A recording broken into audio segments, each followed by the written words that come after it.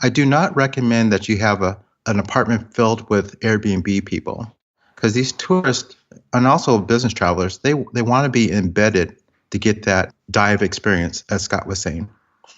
I think no, Eric was saying that, right? Eric was saying it, yeah. Eric, you Okay, can call me sorry. Scott if you want. It's cool. 2, 3, 4. Yeah. Welcome to the RentPrep for Landlords podcast. And now your hosts, Stephen White and Eric Worrell. Hey, everybody. Welcome to the RentPrep for Landlords podcast. We have a guest on this week with us, and his name is Al Williamson. And actually, when I was mentioning it to Steve, because I was talking to Al on the phone about being a possible guest, he knew who he was right away. Right, Steve? Al Williamson is, I was just telling him before we jumped on the recording, he's internet famous. You know who this guy is. When you see a picture of him, when you see him around, if you're on Bigger Pockets, if you do anything looking at landlord content or managing property content, you've seen this guy. So we're super excited to have him on the show. Welcome, Al, and tell us a little bit about yourself. Well, thanks so much for having me on. It's always an honor to be with other people who love landlording. I am I call myself a landlord scientist now that I've kind of transitioned past engineering. Love it, yeah. Working from home now, yeah. So I finally got enough to cover my basic expenses, and I'm doing more of what I really, really enjoy, which is thinking about landlording and ways to stretch it and what the edges of possibilities are, and kicking that around. Al, one of the things I really liked, the way we connected with you is you just wrote a blog post for Bigger Pockets, and it was talking about like ancillary income. And as I was reading it, I could realize like this guy's not thinking of being a landlord. He's definitely outside of the box. So from reading a lot of your content, that's kind of what I've been gathering is you kind of, like you said, you're a scientist. You're trying to tinker and figure out new ways to make revenue and income. And one of the things that I really wanted to talk about in the podcast today is you have experience with furnished rentals and corporate leases. And this is something that I've actually thought about in the past. I got a couple of rental units and I've thought about maybe furnishing them because I was wondering, all right, what's the profitability for me if I was willing to do that? But it's not something that you can just jump into right away, right? There's a lot of extra things you got to do. You got to get the apartment furnished. You got to market it correctly. So I'm kind of wondering, before we go too far down the road, how did you get into doing furnished rentals? So I got into, there's several ways I got into it. One is I finally landed a 6-month contract with the Regents of the University of California, Davis. I've been nurturing that relationship for a while. So they needed a place for 6 months just for their scholarship program every year. So I landed that, and that left me with another 6 months that I needed to fill, right? So I when I got that contract, that's when I furnished the place and really started off. And at the same, I think in 2016, late 2015, Airbnb came out with a business travel ready designation where they just allow you to market to business travelers. Okay. And that's what I wanted to do. I love being a tourist with Airbnb, but I don't like being a host because I didn't have that time to give them the hands-on, to practice English with them and carry their luggage and give them all those little touches that you need to be a good host. Because you're out in Sacramento, right? Yeah, I'm out in Sacramento. Yeah, so you're probably in California. I'm sure you probably get more of like international tourists than we might. But I think that's a good point you bring up is that the Airbnb, especially if you're getting these 2, 3, 4-night stays, you're constantly being engaged and having to go out there and change over the units for people, right? Right. In fact, they want the experience with you. They want to get to know you. They have that traveler fraternity mindset when you're as a tourist. Yeah, I kind of think of it as like I don't know, if you go out to eat, like some people like going to the dives because it's just a different type of experience. And I feel like Airbnb in some ways kind of the dive. It's like the local hangout place where you get to meet somebody who's a local. A lot of times I've never rented out my places with Airbnb, but a lot of times I've stayed. I've met the people that own the place and they give me great advice on where to go. And I kind of never realized it, but yeah, I do think I appreciate that aspect of it. Right. So as soon as they changed that or added on a focus for business travelers, I was all in. And so that happened, and I started up a dedicated unit of my experimental apartment building in January 2016. So when you decided to do that, what was your first step? Is like, so obviously, you know, you can change things on Airbnb to say that that's what you're going after, but for the rental itself, like, how did you start out? Like, what type of like furnishings did you put in it, and how did you decide what you're going to furnish the rental with? Okay. Well, I got to back you up a little bit further. It's because before I did that, I was dabbling with housing medical students by the room, because they go on rotation on their fourth year for 6 months. They travel to different hospitals, teaching hospitals, and they rotate out every month. So I was providing took my 2-bed, 1-bath unit, and I was renting each room. So I barely furnished it because they just wanted a desk, a bed, and hot Wi-Fi. That's all they really cared about. So I did a card table and a nice bed and piping hot Wi-Fi. So I had just the bare basics in there. And when I switched over so that's how I really started with furnished housing. I did that renting by room allowed me to a little bit more than double my net income for that one unit by doing that. And no TV or anything. So when I moved the unit to Airbnb for my Airbnb experiment, that's when I put the TV in and started taking out the temporary furnitures and putting in nicer IKEA stuff. And it's really been phasing it in. I still don't have a lot of artwork on the wall, but I do have, Keurigs and nice appliances and big TVs with swinging arms and all those types of things. So I went from students. It was like, I was doing $630 a room, so it was like $1,260 per month for that one unit, and I was doing well compared to the $850 I would have had unfurnished. Okay, but now that I'm kind of doing extended stay Airbnb for 30 days and more. I'm up to $1,860 for that unit. Wow. Are those now, is everyone that you're kind of seeing and coming across there, is it all like people that are in town for work, or? Yeah, it's a traveling professional. So it could be a nurse, it could be a lineman, it could be a consultant coming in for a different project. So I hammer all those different groups. And who picks up the bill? Are you dealing directly with their employers? Do they pay through Airbnb and then you're getting paid from Airbnb, or how does that work? I try not to go through Airbnb because I try to develop my own relationships, and those people are reimbursed by their employers. So that's the key for me, is I only want to deal with, this sounds so bad. Okay, let me share this with you. I only want to deal with people who are being reimbursed for their housing, because they have a different mindset and they're much easier to deal with. There's no haggling, and I'm paid a lot better. So that's my focus.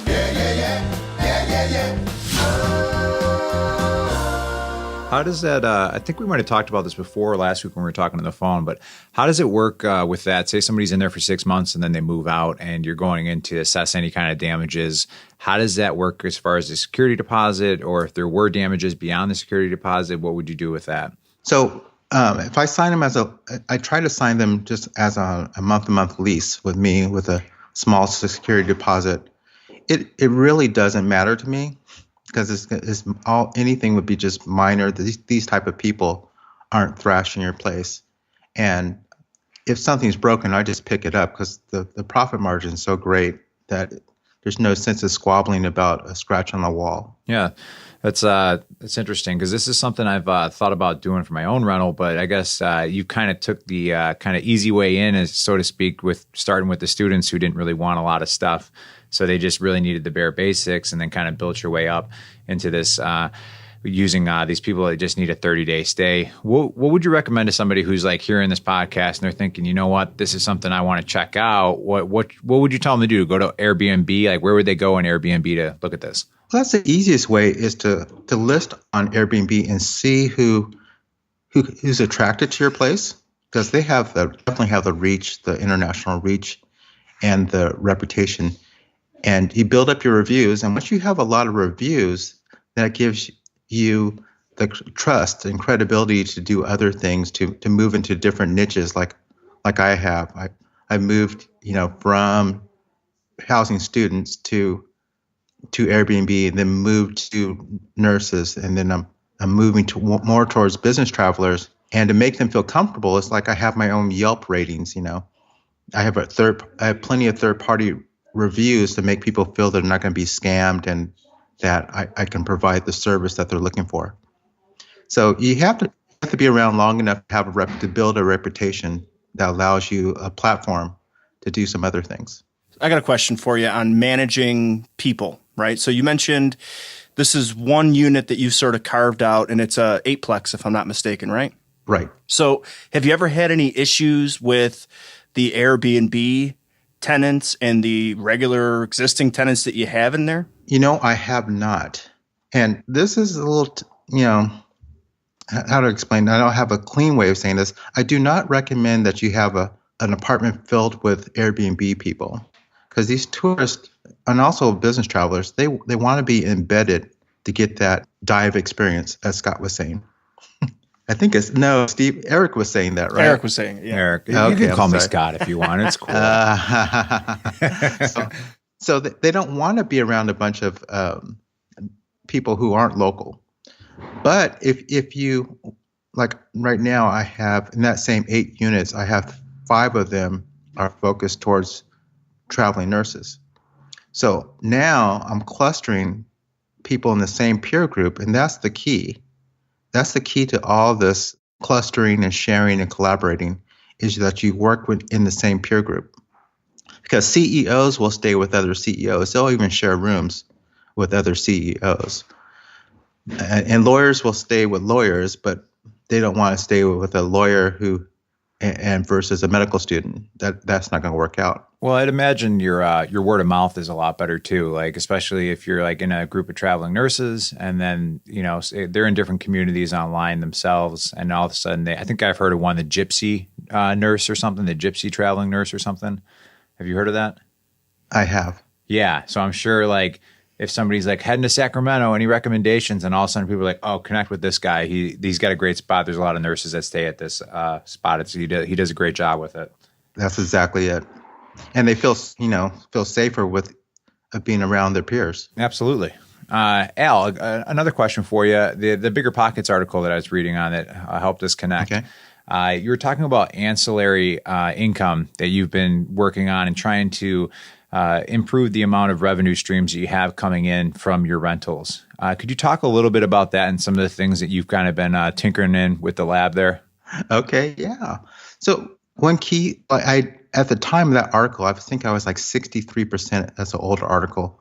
I since went more than 100% of my mortgage. So I was able to achieve my goal of paying my mortgage with just side income or income beyond my tenant rent. So how I did it was by switching up. As soon as you switch over to furnished housing, it just opens the gates to all these different opportunities to make additional money. Is that because people are just more temporary, you think, or?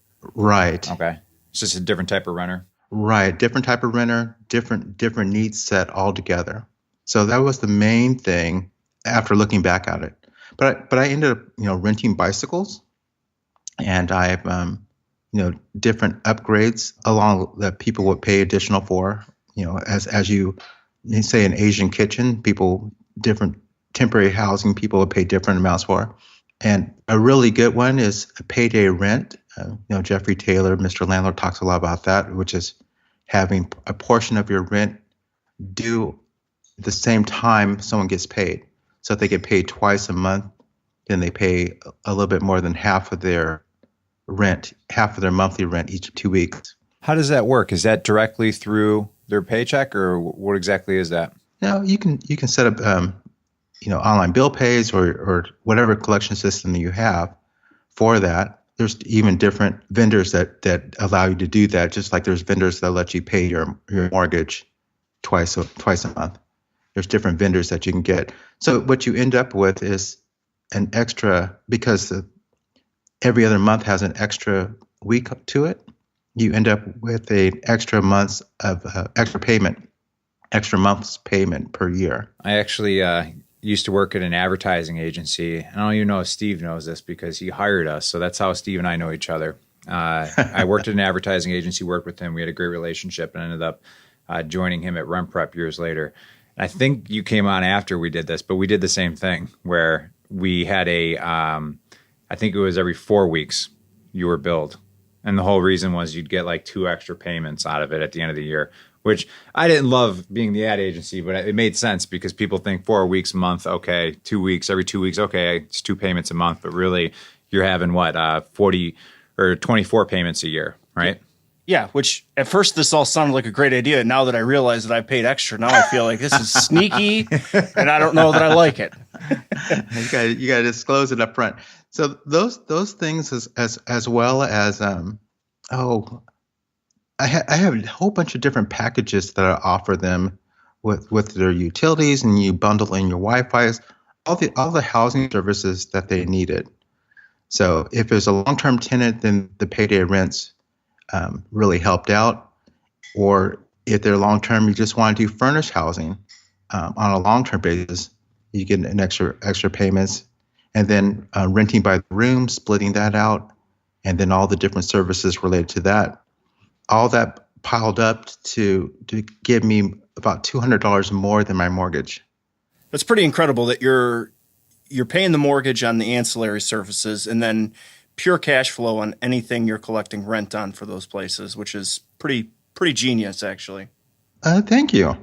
You know, looking back on it, when going into it, I was thinking, I'm going to be able to double the property value of my commercial building, since it was 5 units, more than 5 units. And then upon reflection, I realized that, and discussions with appraisers, that I needed to have contracts that a new buyer could assume for me to be able to double my cap rate or double my net operating income that someone will actually pay for. They'll pay for the contracts, but not for the bike rentals or anything like that. They may not want to operate all those different businesses, and they may not want to operate renting by room, So that doesn't directly count, but the cash flow is great. Oh, yeah. Oh, yeah. So let me ask you, how important is the community or location, I guess more specifically when you're dealing with these type of shorter term furnished rentals? Does that make a big difference? I know you mentioned they want to be thrown into the local community, but for a landlord that's out there that's considering this and might be saying, you know what, maybe I don't have the best neighborhood for this, or maybe they're thinking I have the best neighborhood for this and I'm going to be able to get a premium. Does that play a big factor into what you're able to get or the interest you're able to drive? Well, it does. I always recommend that if you have a neighborhood that's class C and D, that's tougher, then you go for the dormitory, my dormitory model, which is getting people to have like needs to live together in a way that is affordable to them, but since they share resources, you can it ends up doubling and tripling your net income because you can cluster them together and give them services. So no matter if it's someone at a trade school or a culinary school or single moms that can barely make it, getting them to live together. There's a number, even in challenged neighborhoods, of seniors that can barely make it on their own. So there's that model. That's something you can do in a tougher neighborhood. As you get into B and A neighborhoods, then of course Airbnb is easy to do that. It's got to be a safe neighborhood for people who don't know the neighborhood very well. They got to feel safe right off the bat, or it's just not going to work. Yeah, that's a pretty good point, because I find myself, like, when I travel to other cities, sometimes I can feel a little bit on edge in some neighborhoods, and I realize I'm like, you know what, like, there's neighborhoods back home that look just like this, but I'm just familiar with it and I'm fine with it. But yeah, if you're in somewhere some new area, then you might be a little more apprehensive. So if we have listeners thinking about this, maybe think about, your location and what could be a good fit. Do you have any suggestions as far as like analyzing your own property location and trying to find opportunities of like little niches that you could kind of grab onto? I do. You really, if you're going to do these, let's just stay with Airbnb because it's, a month and less. Oftentimes people come in for just a weekend or whatnot.